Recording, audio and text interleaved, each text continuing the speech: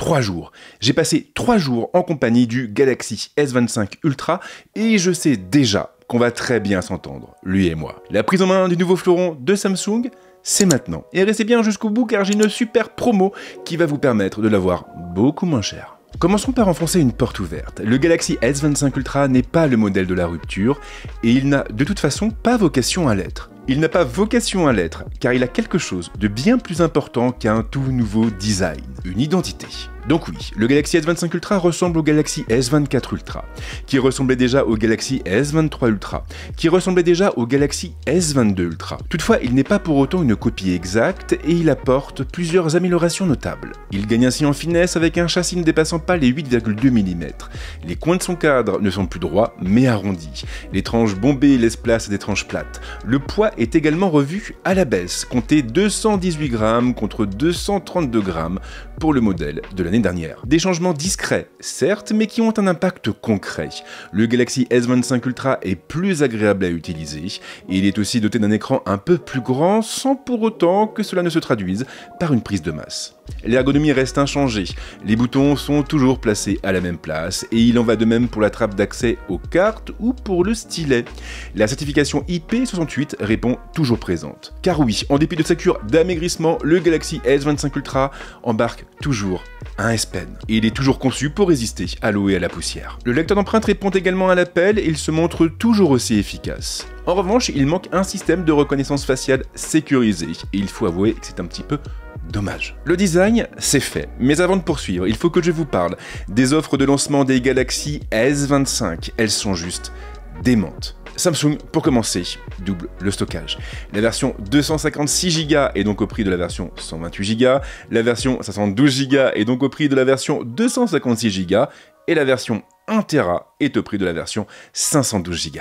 Orange, de son côté, propose une remise jusqu'à 130 € pour tout le monde, client Orange ou pas, avec un forfait à engagement de 24 mois. Les clients Orange et Soch, de leur côté, peuvent même bénéficier d'une remise supplémentaire jusqu'à 330 €. Il faut aussi compter sur un bonus reprise de 100 € en boutique Orange ou sur le digital. Orange va donc racheter votre ancien téléphone 100 € plus cher que sa valeur estimée. L'offre de Samsung est valable jusqu'au 6 février 2025 et celle d'Orange jusqu'au 26 février 2025. Et si vous voulez profiter de cette offre canon, n'hésitez pas à cliquer sur le lien en bio. Samsung a un savoir-faire certain en matière de dalle. Ce n'est pas pour rien si la marque fournit la plupart de ses concurrents. Le Galaxy S25 Ultra profite ainsi d'un bel écran. La dalle est de type Dynamic AMOLED 2X et elle atteint les 6,9 pouces avec une définition en QHD+, et donc du 3120 par 1440. On est bien entendu sur du LTPO avec un taux de rafraîchissement compris entre 1 et 120 Hz. La luminosité reste la même et elle atteint les 2600 nits. Alors l'écran du Galaxy S24 Ultra était déjà très bon et je vous rassure, il en va de même pour celui du Galaxy S25 Ultra. L'image est précise, il y a plusieurs profils de couleurs pour coller à tous les usages et on prend plaisir à surfer, à regarder des vidéos ou même à jouer. Des usages dans lesquels il excelle, notamment en raison de sa diagonale très généreuse. Un très bon écran donc pour consommer du contenu, regarder des séries, des films, pour jouer, mais aussi pour écrire ou dessiner. Les tracés sont précis avec une bonne gestion de la pression et de l'inclinaison. La latence est faible pour une écriture plus naturelle. Et puisqu'on parle du S Pen, il y a quand même un point important à signaler, vous avez beaucoup de sites qui ont fait état d'un changement majeur, à savoir que le nouveau S Pen du Galaxy S25 Ultra serait dépourvu de Bluetooth et qu'il ferait donc l'impasse sur les Air Commands. Alors c'est un fait, les Air Commands ne sont pas disponibles actuellement sur le Galaxy S25 Ultra, mais il s'agirait vraisemblablement et d'après certaines sources d'un bridage logiciel. En gros donc, le S Pen aurait bien le Bluetooth, mais il ne serait pas encore activé. Pour l'instant on n'en sait pas plus, mais je tâcherai de me renseigner pour le test. Côté puissance, Samsung n'a pas lésiné. La firme a opté pour une des meilleures puces du marché, à savoir un Snapdragon 8 Elite. Elle est épaulée par 12 Go de mémoire vive et par 256 Go, 512 Go ou 1 Tera de stockage. Alors très clairement, cette configuration suffit amplement aujourd'hui. Elle suffit amplement car le Galaxy S25 Ultra est capable de faire tourner n'importe quel jeu avec les réglages poussés à leur maximum et avec une chauffe très modérée. Aucun problème sur Genshin Impact, même en lançant des attaques très visuelles. Idem pour Diablo Immortal qui tourne sans la moindre latence, y compris sur des scènes très chargées en monstres et en créatures. Pareil pour Call of Duty Mobile et l'ensemble des titres testés durant ces derniers jours. Alors en revanche, je n'ai aucun retour à vous faire sur l'autonomie puisque cela fait seulement 3 jours que j'utilise le Galaxy S25 Ultra. Ce que je peux vous dire en revanche, c'est que la capacité de la batterie n'a pas changé par rapport au modèle de l'année dernière. Par contre, on a la nouvelle puce de Qualcomm qui est gravée en 3 nanomètres et qui a visiblement un impact positif sur l'autonomie du téléphone. Samsung, sur son site, évoque 1 heure d'autonomie en plus en lecture de vidéo. Mais il faudra bien sûr attendre mon test pour savoir si la promesse est respectée. En revanche, on peut revenir sur la capacité de charge puisqu'elle reste limitée une fois encore aux 45 watts. Et on ne va pas se mentir, 45 watts en 2025, ce n'est toujours pas suffisant et encore moins lorsqu'on fait une utilisation intensive de son téléphone. Du coup, j'attendais vraiment mieux de ce côté. Mais qu'en est-il de la délicate question de la photo? Le Galaxy S24 Ultra ne m'avait pas laissé un souvenir impérissable à sa sortie et j'attends évidemment beaucoup mieux de son successeur. Il y a peu de changements sur le plan technique. Le capteur principal atteint toujours les 200 millions de pixels avec une optique dotée d'un OIS et ouvrant à 1.7. Les deux téléobjectifs descendent toujours à 50 et à 10 millions de pixels avec des grossissements respectifs de x5 et de 3 fois et des ouvertures respectives à 3.4 et 2.4. L'ultra grand angle en revanche apporte un peu de neuf, à commencer par un capteur mieux défini, un capteur qui atteindra les 50 millions de pixels de définition. L'optique est aussi un peu plus lumineuse et elle monte à 1.9. Alors j'ai évidemment pris pas mal de photos durant ces 3 premiers jours passés en compagnie du Galaxy S25 Ultra et franchement les résultats sont plutôt prometteurs. Les images sont précises avec un bon niveau de détail, la dynamique se montre efficace et les couleurs tombent plutôt justes.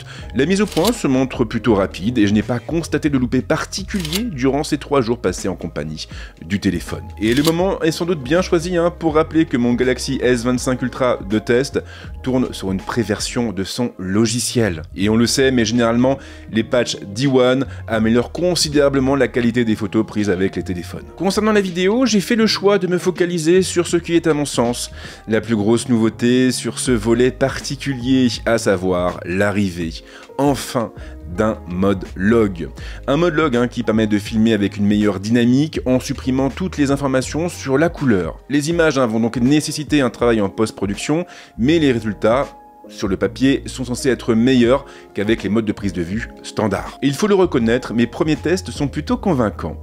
En log, le bitrate est ainsi multiplié par 3 pour osciller entre 90 et 100 mégabits par seconde.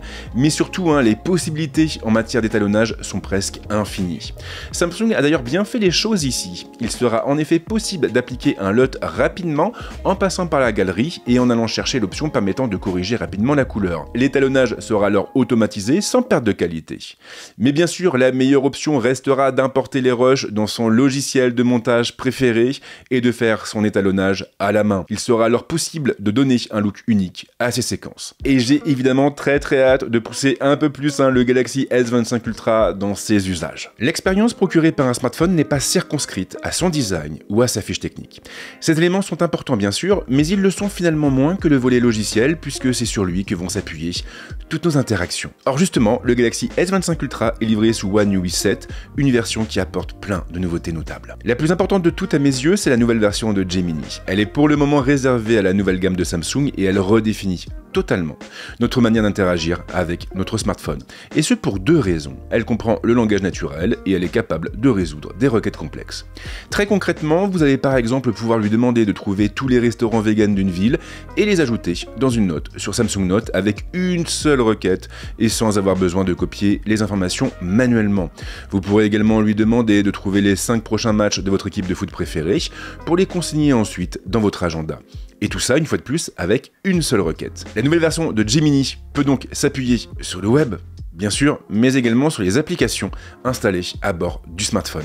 Et ça, pour moi, c'est clairement le début de quelque chose. Il y a aussi 3 autres fonctions que j'aime beaucoup. Le Now Brief est la première du lot. Je trouve cette fonction vraiment géniale. Elle s'appuie sur des rapports automatiques générés à des moments clés de la journée.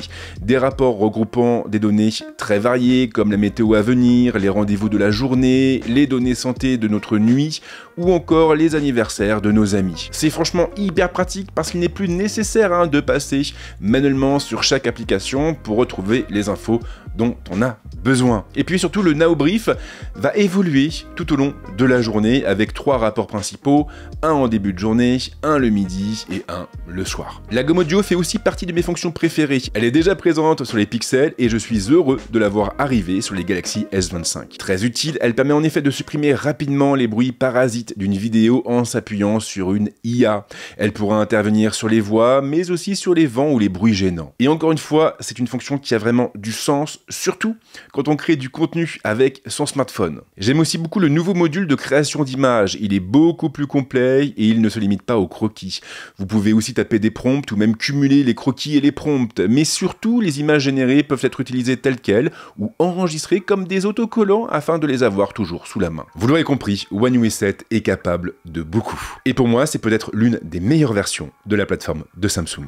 Je vais m'arrêter ici pour le moment. Un test suivra, bien entendu, et je pense aussi consacrer une vidéo complète aux nouveautés logicielles apportées par les Galaxy S25. Il y a en effet beaucoup à en dire. J'ai également d'autres contenus de prévus autour de la nouvelle gamme de Samsung, mais ils arriveront progressivement au cours de ces prochaines semaines. Pour l'instant en tout cas, mes premières impressions sont franchement positives. Le Galaxy S25 Ultra se positionne, se place dans le prolongement des modèles précédents, mais avec quelques ajouts qui sont franchement bienvenus. Cette nouvelle version, elle est beaucoup plus légère, beaucoup plus maniable et surtout beaucoup plus agréable en main. Et même si elle ressemble beaucoup au Galaxy S24 Ultra, je le redis une nouvelle fois, ce n'en est pas une copie conforme, loin de là. La fiche technique de son côté est franchement inattaquable, du moins si l'on met de côté la puissance de charge qui reste poussive. Concernant la photo et la vidéo, je n'ai pas encore assez de recul pour vous dire réellement ce que j'en pense, mais ce qui est sûr, c'est que ce mode log, je le trouve très bien conçu. Et je pense qu'on va vraiment pouvoir faire de très jolies choses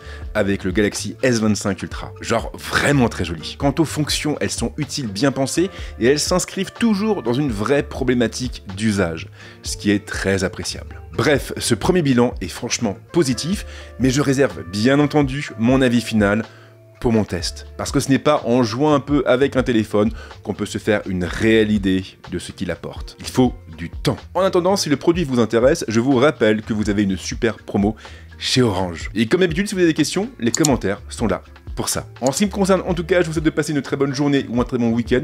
Et c'est promis, on se retrouve très vite avec d'autres contenus ici, mais également ailleurs. Ciao!